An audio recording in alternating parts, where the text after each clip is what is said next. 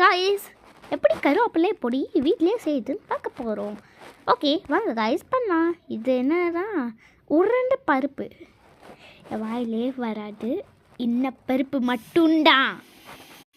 நல்லா ஃப்ரை பண்ணி எடுத்துக்கணும். இதுக்காகவே ஒன்று 2 செகண்டு அறுக்கிறது கேட்கவே இல்லை. நம்ம நல்லா நல்லா நல்லா கிளறிக்கணும்.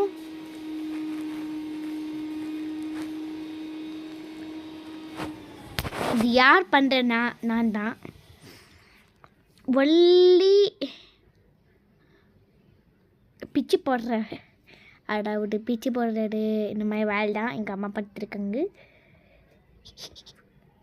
கருவேப்பிலை தான். ஓகே, இந்த மாதிரி பிச்சு ரெடியாக வச்சுக்கோங்க கருவேப்பிலையை. நம்ம என்ன நம்ம வந்து இது மாதிரி நல்லா ஃப்ரை பண்ணி வச்சு பக்கத்தில் என்ன இருக்குதுன்னு பார்த்துறாதீங்க. இது என்ன செய்யணும் எனக்கு தெரியாது. இந்த மாதிரி கோல்டன் நான் மாறிடணும். நான் கொஞ்சம் அடியில் இருக்கல அந்த மாதிரி தான் மாறணும் கரெக்டாக. இப்போ என்ன செய்யணும், அதே மாதிரி கொஞ்சோண்டா போட்டோம். இப்போ நானே அடுப்பை பண்ண பாருங்கள். இந்த மாதிரி உள்ள எடுத்து திருப்பி லைட் எடுங்க. லைட் எடுத்து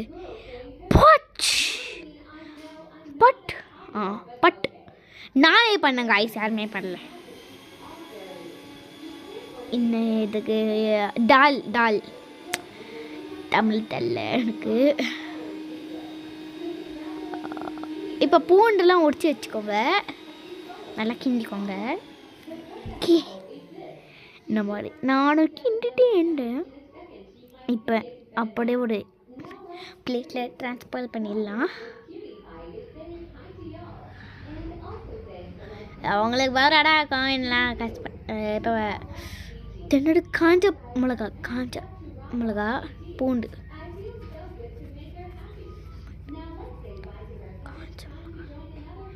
ஓகே, சில்லி ரெட் சில்லி.